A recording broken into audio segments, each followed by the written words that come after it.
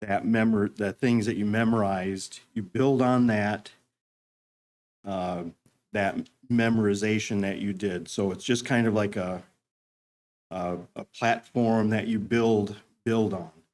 And so that's what this study is. It's just essentially a study of rote, just some rote learning things. I did this study. Jody was in it. Jean may have been in it, I think. And like 30, maybe 35 years ago. And it was taught by Walter McMillan. It was a very, very good class. I was a young Christian at the time, and there is much of what I learned in that class that I still know now. So in that respect, I think that it's really a beneficial class if you go through and you do this. But again, it's more geared towards a younger Christian, young, not young in age, young as a Christian. So many of you are not young as you're not young Christians. You've been Christians for many years, but I'm hoping it'll be beneficial for you as well, just to kind of go through it and refresh it, refresh your learning. So when you're learning something in rote, there's a lot of, you have to memorize. Essentially, you're memorizing things. And the best way to memorize things is to repeat things, to, the repetition. So we're going to be doing a lot of repetition in this class, just to kind of get the ideas and the concepts in our head. So the first thing I'd like to ask is, and I hope I'm not going to embarrass anybody. It's not intended to embarrass anybody, but who has the books of the Old Testament memorized? Okay, there's a few that don't. That is, in my mind, that is important to do that. Who has the books of the New Testament memorized without singing the song? Okay, so those are two things that by the end of this class, I would like for everyone in here to have those two things memorized. And we're gonna go through and we're gonna do it. We're gonna practice that. So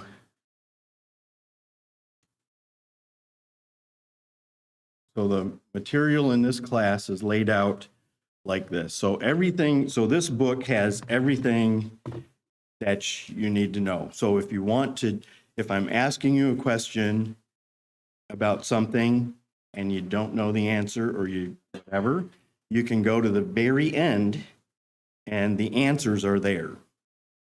So the answers are, so we'll look at the introduction. We'll do an Old Testament review, just a brief review. We'll look at the New Testament, approximate dates of the New Testament, just briefly. Then we'll do the New Testament themes.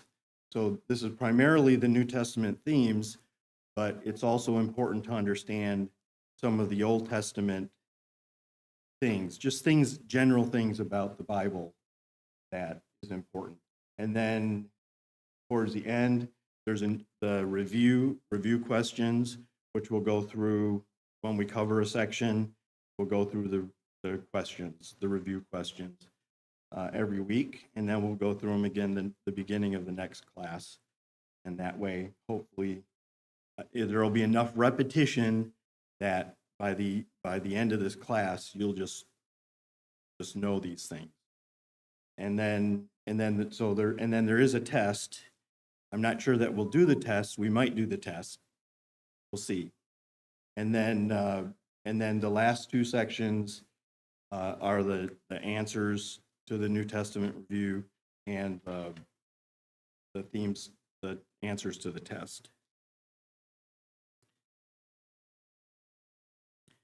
Okay, in 2 Timothy chapter 2, verse 15, we're admonished to present ourselves approved to God as workmen who do not need to be ashamed, accurately handling the word of truth.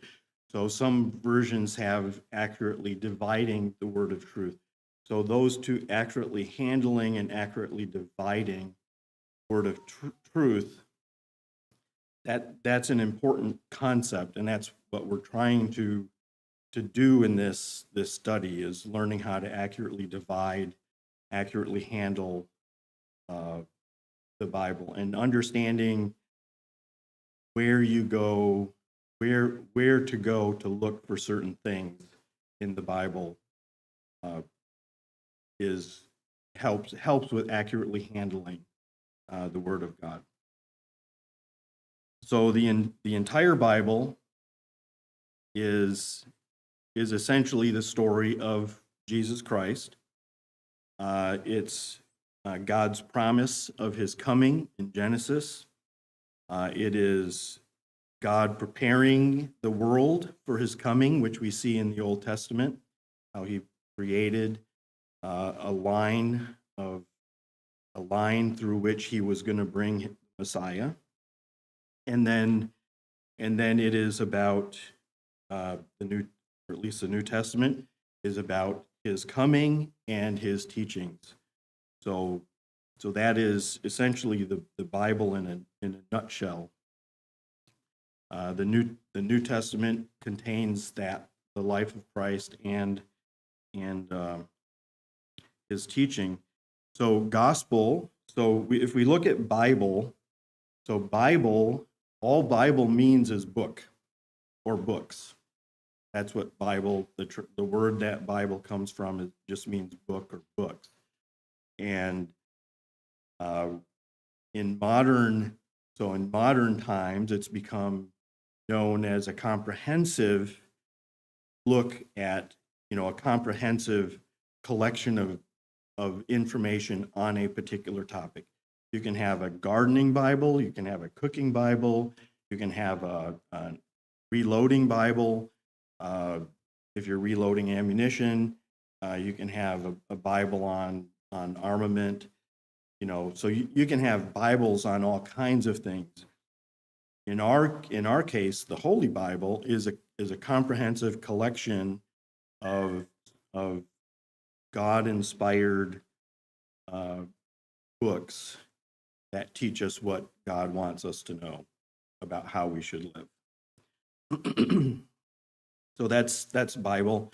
So if you hear someone say something about Bible just means book or books, collection of books.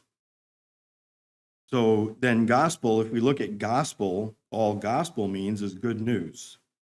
So the gospel, the three, Matthew, Mark, Luke, and John in the beginning of the New Testament are referred to as the gospels. They are the gospel. They are the good news of Jesus Christ, essentially the good news about what God wants us to know about the coming of his Son with respect to our salvation. Do we have any more of those? This one. Maybe we can share. Maybe we can share. If I gave someone two.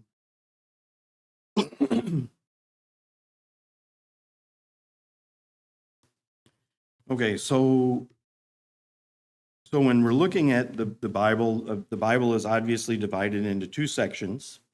So like I said, this is like really basic stuff for right now. The Bible's divided into sections, the Old Testament and the New Testament. Old Testament goes from creation to the coming of Christ, and then the New Testament is the coming of Christ to his death, burial, resurrection, and then the teachings that he wants us, essentially the teachings that he wants us to know in the New Testament. So when you are looking at the Bible as a whole, God communicated to man in several different ways. In Hebrews chapter 1, verses 1 through 2, it talks about God spoke to long ago to the fathers through the in many portions through the prophets and in many portions in many ways. But today he speaks to us through his Son. So when we look at the Bible as a whole, we need to understand what dispensation, how God was communicating to man, and that is just referred to as dispensation. So the dispensations. So there are three dispensations. There is the patriarchal dispensation, and this is where God spoke to the fathers directly, the heads of the households. God spoke to them directly and gave them direction as to what he wanted them to do and how he wanted them to act. And so that was from Adam, would have been from Adam to Moses, would have been that time frame that God was speaking directly to man, to the heads of the household, the patriarchs of the families. The second dispensation is the Mosaic dispensation, and that is where God spoke to man through the written law of Moses. So God gave the law of Moses, the law to Moses, and Moses wrote it down, or it was written down, and it was given to the Israelites. And so that was one dispensation. And then we come to that would have been from Moses to essentially the ascension of Christ. So that was when the Mosaic law was in effect. When Christ ascended into heaven, then began a new dispensation, and that was the Christian dispensation, where God spoke to mankind through his Son and revealed through his Son and through inspired by the Holy Spirit that wrote down what God wanted wanted us to know and wanted us to do. So, and just for the record, there are some misspellings in here, and there are some extra words in here. Like at the bottom, you'll see there's inspired by the Holy Spirit, inspired, and so there's an extra inspired that doesn't belong there. There are several places in here where Bible is not capitalized. I don't know how that happened. So there, and then on the next page, page 4, at the very bottom, it says refer to page 5, and it actually means refer to page 6. Okay, so a brief just review. So this is kind of a review of the Bible, and then the Old Testament. So when we're reading the Bible, it's important to understand the dispensation that we're in, and are we living under the patriarchal dispensation? Are we living under the Mosaic dispensation, or are we living under the Christian dispensation? And so right now we are living under the Christian dispensation. So if you're reading in the Bible and you're reading something that occurred during the Mosaic dispensation, and you don't understand the dispensation that we're in, you might think that we need to do animal sacrifices or grain offerings. So if you don't understand the dispensation that we're in, then you can be confused when you're reading something that occurred in a different dispensation. So to understand the dispensations that we're reading about, it's important to understand the time frame of when books were written and where they fall within each other. So there's a lot of different dating methods and different dates assigned to different books. A simple one is the one that we're using in this is the Ussher's dating system. It's not because it's more accurate than any of the other ones. It's just easy and it's consistent.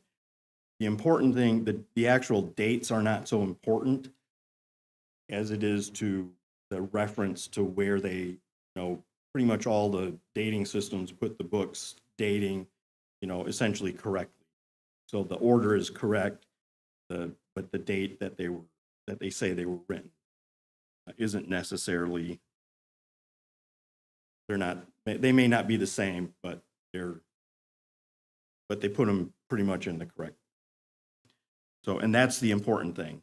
And so that gets us to the point that the Bible is not written, so the Bible is not collected in a chronological time frame or storybook order. So you'll have, it is divided in by type of literature. So we have like books of law, we have the books of history, we have the books of poetry, and we have the books of prophecy. So they're not written in a or they're not put together in a chronological order. It's it's more by the type of literature that they were. So that's important to know. But because of that, because it's written that way, it's important to understand the chronological order of the Bible. So if you wanted to read the Bible in storybook form, what you could do is you could read Genesis through 2 Kings, and then you could read Daniel, Ezra, Nehemiah, and Malachi. And then that would give you a complete chronological order of the Bible. Now, there's a lot of other books associated with the Old Testament, and the rest of the books just fit in there by date, by their date, where they would fall in that order. So in 1st and 2nd Chronicles, you read about essentially a summary of the story from Genesis through 2 Kings in 1st and 2nd Chronicles. So if you're reading so you could also read a storybook order form if you read 1st and 2nd Chronicles, Daniel, Ezra, Nehemiah, and Malachi. So you could do that as well. So that gives you a reference for the chronological order of books, Bible, and we'll discuss this a little more in just a few minutes. So to kind of illustrate why this is important is just 3 illustrations. If I could get someone to read Isaiah chapter 44 through 45 through verse 7, and then somebody to read Ezra chapter 1 and just read verses 1 through 11. So we'll read Isaiah first.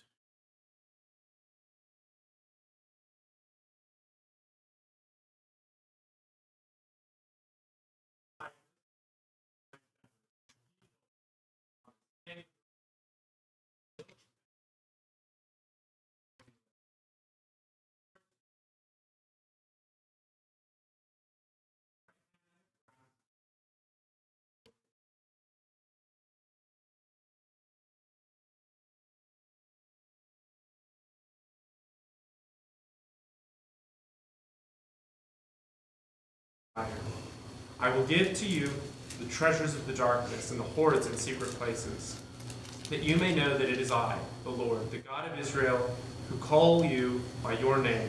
For the sake of my servant Jacob and Israel my chosen, I call you by your name. I name you, though you do not know me. I am the Lord, and there is no other beside me. There is no other. Beside me there is no God.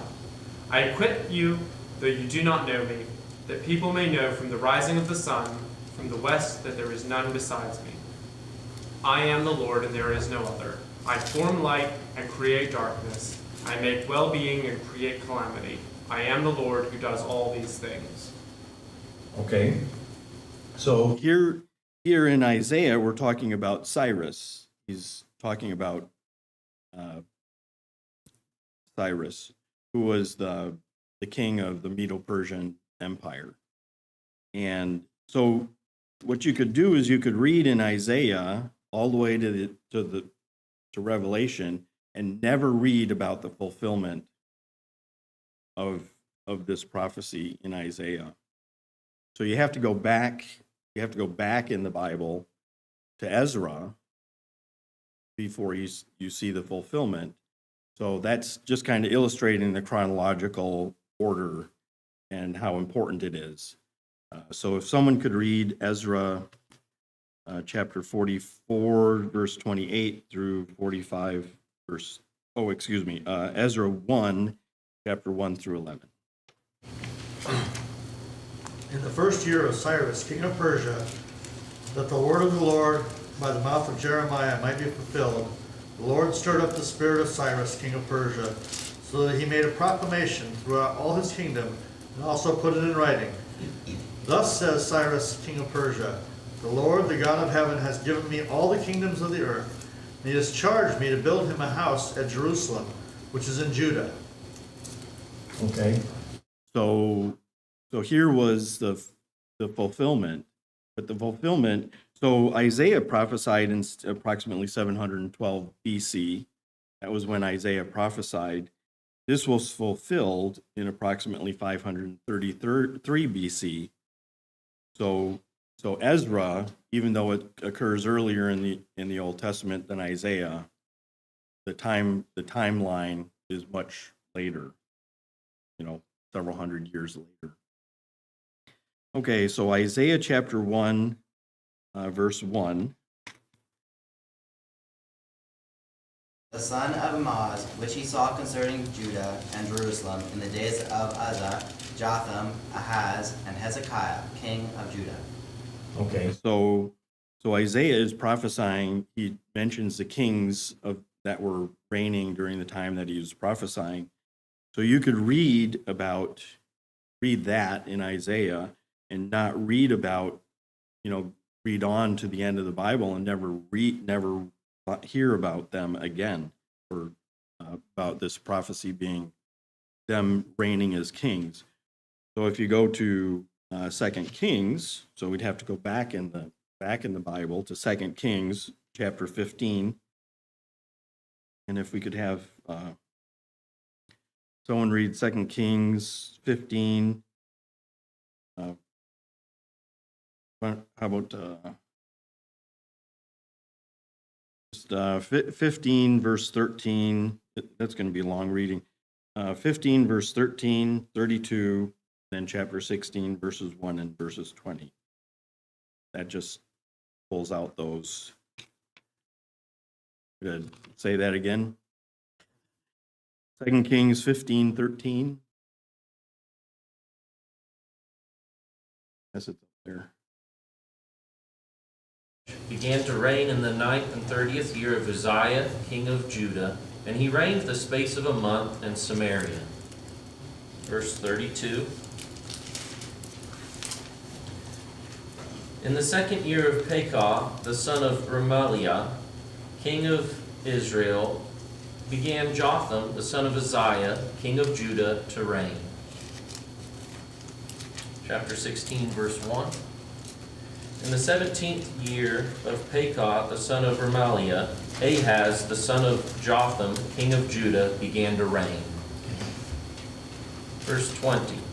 And Ahaz slept with his fathers and was buried with his fathers in the city of David, and Hezekiah his son reigned in his stead. Okay, so here we hear about when these kings reigned in 2 Kings, but the prophecy from Isaiah is much later in the Bible. But time-wise, Isaiah was writing in a time frame about 760 BC to 730 BC, that time frame, and so these would be contemporary. These were contemporary with Isaiah. And then if we look at Jeremiah chapter 1, verse 2.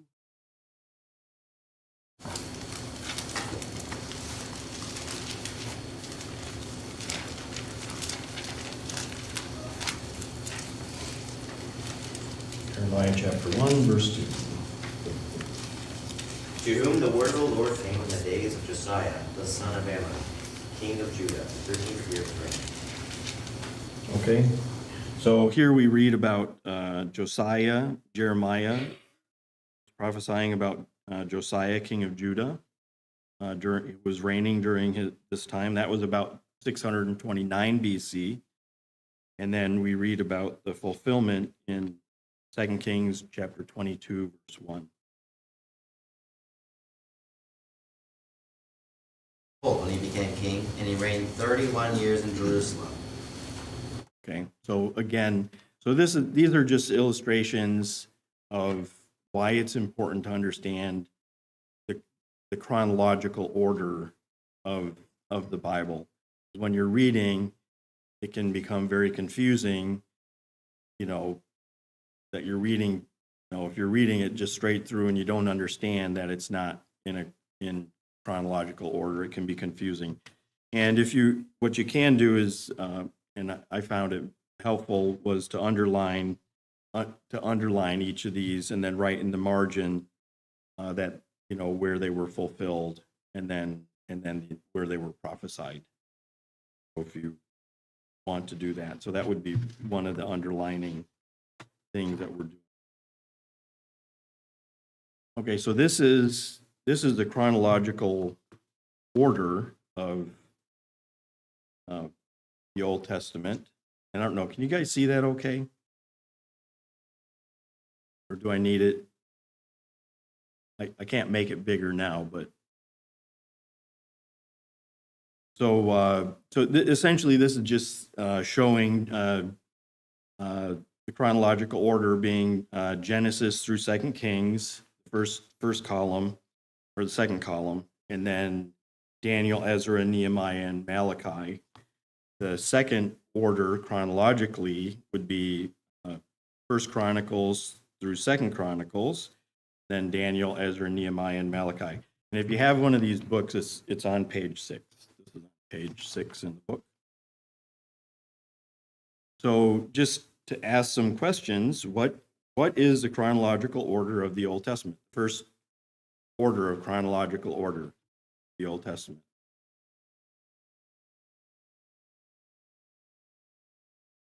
This is where you all respond. What? No. What is the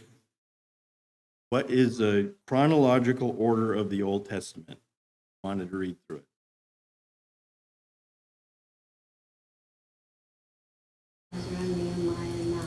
Yes. Genesis through 2 Kings, Daniel, Ezra, Nehemiah, and Malachi. What's the second order? Chronological order. First and Second Chronicles. Yes, First and Second Chronicles. Daniel, Ezra, Nehemiah, and Malachi. Okay, so what book is contemporary with Exodus?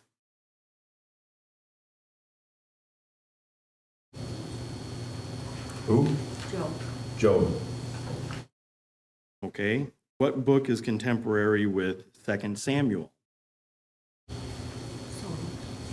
First Chronicles and Psalms. So we'd be looking at the second, the last column there. So 2 Samuel. So 2 Samuel was predominantly speaking about David, King David. What do you think would be Psalms? Okay, what books are contemporary with 1 Kings? So 1 Kings is predominantly about King Solomon. So what books do you think would be contemporary with that? Proverbs, Ecclesiastes, and Song of Solomon. Yep, good. Proverbs, Ecclesiastes, and Songs of Solomon. So what books are I'll give you this one. What books are contemporary with 2 Chronicles? And that one is all of the prophets except for Esther, Haggai, and Zechariah. That would be, these are things that I'm going to review, y'all. So that's why we're going through them. So it's all of the prophets, all the major and minor prophets except for Esther, Haggai, and Zechariah are contemporary with Second Chronicles. So then what books are contemporary with Ezra? And so the books that are contemporary with Ezra are Esther, Haggai, and Zechariah. Those would be contemporary with Esther, and that would be, Ezra. So those would be contemporary with Ezra. Ezra was during the time of the return to Jerusalem when Cyrus had allowed the Jews to return to Jerusalem. Okay, so we'll look at that later. So these are, maybe you can see these better. So this is just the same. Exodus is Jude. 2 Samuel is Psalms. 1 Kings are Proverbs, Ecclesiastes, Song of Solomon. 2 Chronicles is all of the prophets except for Ezra, Haggai, and Zechariah. And then Ezra is Esther, Haggai, and Zechariah.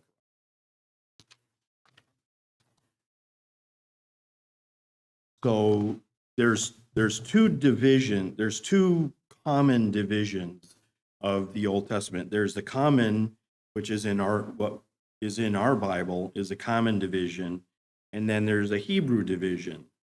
And so the common division, this is the common division, and it's essentially broken down into law, history, poetry, major prophets, and minor prophets. So that's the breakdown of the common division, which is what we have in our Bibles. Now, so just for the record, the way, so I'm horrible at memorizing things. I have a very difficult time committing stuff to memory, but I was able to commit this to memory, and this is how I did it. So this is the order. I did the first 5 books: Genesis, Exodus, Leviticus, Numbers, and Deuteronomy, and then I broke down the books of history into. I just broke it down into 3s or 5s. So it was Joshua, Judges, Ruth. So I memorized that. So memorized the first 5, then I memorized that. Then I memorized 1st and 2nd Samuel, 1st and 2nd Kings, 1st and 2nd Chronicles. But when I was memorizing this, I was having a hard time remembering which order they were. So you can kind of come up with your own how you want to memorize it. But what worked for me, because it was so weird, it's reverse alphabetical. So if it was alphabetical, it would be Chronicles, Kings, Samuel, but it's not. It's reverse alphabetical. Samuel, Kings, Chronicles. So something simple like that's just kind of absurd was what helped me memorize that. And then, so there were 6 there, but they were actually 1st and 2nd, so only 3. And then Ezra, Nehemiah, and Esther, and then the 5 books of poetry: Job, Psalms, Proverbs, Ecclesiastes, and Songs of Solomon. And then the 5 books of the major prophets were Isaiah, Jeremiah, Lamentations, Ezekiel, and Daniel. And then in the minor prophets, they usually give trouble, and they gave me trouble. So I broke it down into groups of 3. There's 12 of them, and so I broke it down into groups of 3. Hosea, Joel, Amos, Obadiah, Jonah, Micah, Nahum, Habakkuk, Zephaniah, Haggai, Zechariah, Malachi. And so if you just do that, like if you just memorized one of these groups every week, you'll have this all memorized and be able to recite the Old Testament books before this class is over. So that's just a simple thing, and I would encourage you all to try to do that. I don't want to embarrass anybody, but I would like to ask people to recite them if they're actually doing that. If they're actually spending the time to memorize this, actually see how they're progressing. Okay, the second division is the Hebrew division of the Old Testament. And in Luke chapter 24, verses 44, Jesus is talking to his disciples, and he says that he must fulfill all things in the law of Moses and the prophets and the Psalms. So when you read that, you think, well, what about things that talk about him in books of history and, all these other things? Well, the Hebrew division, that is a Hebrew division. It's the law of Moses, it is the prophets, and it is the Psalms. And so they have a lot of different books. A lot of the minor prophets, some of the history is actually in the prophets. And then in the Psalms, there's some of the history books are in the Psalms. Yes. In the Psalms delineation there instead of in the prophets? What was that? Daniel listed among the Psalms delineation of books as opposed to among... That is the Hebrew division. They don't. Why? It's a good question. I don't know. I mean, this is the Hebrew division. This is just the way the Israelites have divided the Old Testament. Yeah, it's if you look at it, it's odd. I mean, why do they have First and Second Chronicles under Psalms? And that's weird. But I don't know. Yeah, I don't know. I don't know why they have some of the things there like they do. So so when you read Luke 24 and you read about Jesus fulfilling everything in the law of Moses, the prophets, and the Psalms, he's talking about everything in the Old Testament. He's covering it all. Okay. Now we're going to do review. Okay. Old Testament chronological order. How would you read through the Old Testament in chronological order? The first one.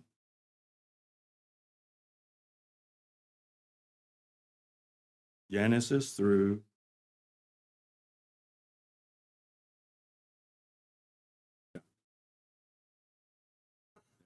How would you read through it the second way?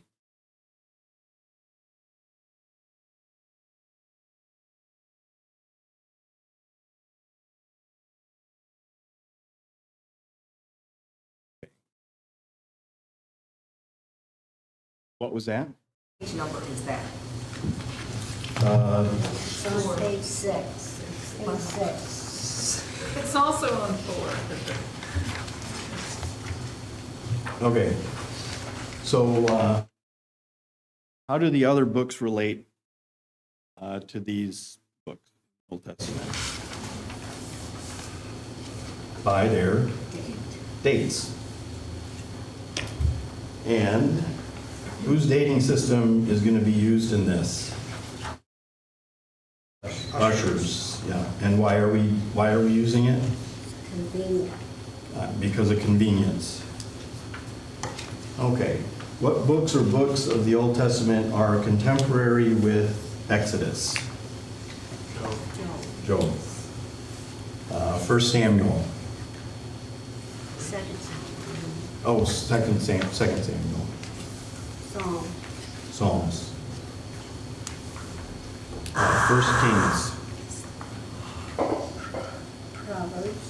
Proverbs. Ecclesiastes. Song of Solomon. And Song of Solomon. 2 Kings. Isaiah,